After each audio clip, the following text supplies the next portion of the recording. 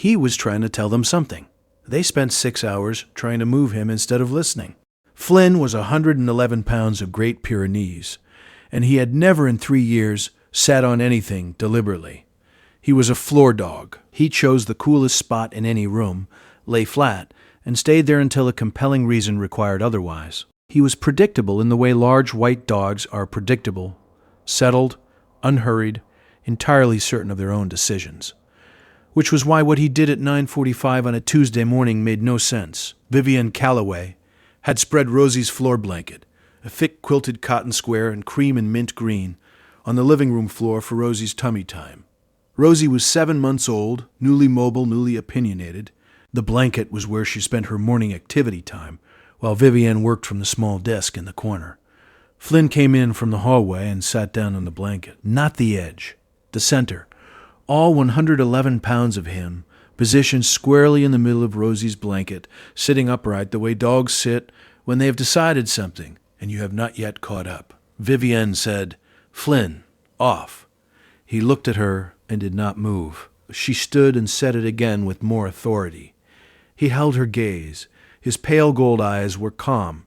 He was not confused. He was not distressed. He had simply sat down and was staying there. She called her husband Garrett from the kitchen. Garrett came in, assessed, tried to move Flynn by the collar. Flynn's weight shifted, but his feet did not.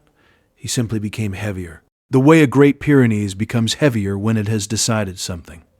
They put Rosie's tummy time mat in the other room and left Flynn where he was. He stayed. They assumed he would move eventually. 2 hours later, he was still there. 4 hours later, Vivian checked.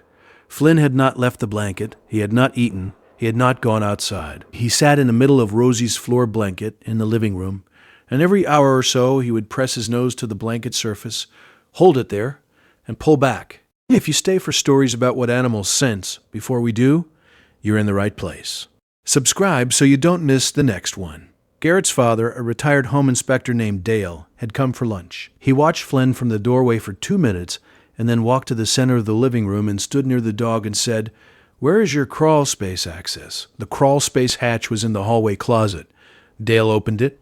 He went down with a flashlight. He came up 4 minutes later and said, 2 sentences. He said, "You have a gas line down there with a fitting that is not seated correctly, and you have a slow leak that has been pooling in the crawl space." The living room floor was directly above the primary crawl space cavity. The cream and mint blanket, where Rosie spent 2 hours of tummy time every morning, face down, nose at floor level, was positioned directly over the area where the gas had been pooling. The gas company technician who arrived at 2 p.m. confirmed the fitting failure, measured the crawl space concentration, and told them the following. The leak was slow enough to not have accumulated to alarm levels in the room above. The CO and gas detector in the hallway had registered nothing. But at floor level, in a space where gas pooled before dispersing upward, a crawling infant spending extended time face down on that surface would have been exposed to concentrations meaningfully higher than what the room-level sensors detected. He said, "The alarm thresholds on your wall-mounted detectors are calibrated for an adult standing in the room, not for an infant at floor level for 2 hours, at the concentration and pool geometry down there. Your floor level was measurably different from your standing air. The dog was sitting on the exact point above the pool center." Vivian sat in her car in the driveway for 20 minutes before she could go back inside. Flynn had pressed his nose to the floor of that blanket. He had held it there. He had smelled what Rosie's face was inches from every single morning. Has your dog ever done something that made no sense until it was the only thing that made sense? Tell us in the comments. These stories deserve to be heard. Natural gas has no smell in its pure form. The odorant mercaptan is added for detection, but at very low concentrations and below alarm thresholds, registers as a faint anomaly to a human nose and as a significant chemical signal to a dog's. A dog sitting in a room with a subthreshold gas accumulation at floor level is sitting in a concentration gradient. The gas is densest at the lowest point. Flynn, whose nose operates at floor level by default, had detected the anomaly at the point of highest concentration in the exact location where a 7-month-old infant spent the most time at her most vulnerable height.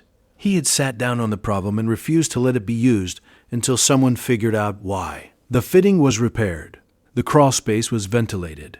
The gas company installed a floor-level detector in the hallway as a supplementary measure. Every guardian deserves to be seen, even the ones who never ask for anything in return. If stories like this mattered to you, subscribe so you never miss the next one. Flynn went back to his usual spot by the back door the following morning. He did not sit on the blanket again. Rosie does her tummy time on that blanket every day. Flynn is usually in the doorway. He is not watching her the way he watched her during those 6 hours. He is doing what he does, lying flat, choosing the coolest spot, being a floor dog. But every few days, Vivienne notices him pause near the center of the room. He presses his nose to the floor for 2 seconds, pulls back, continues to his spot. She asked the gas company technician what that behavior was. Later, he said, "He's checking." She said, "Every time." He said, "Every time." What did your dog do that you still cannot explain? Drop it below. And check your crawl space. A simple inspection costs an hour. What's under your floor is not always visible from where you're standing.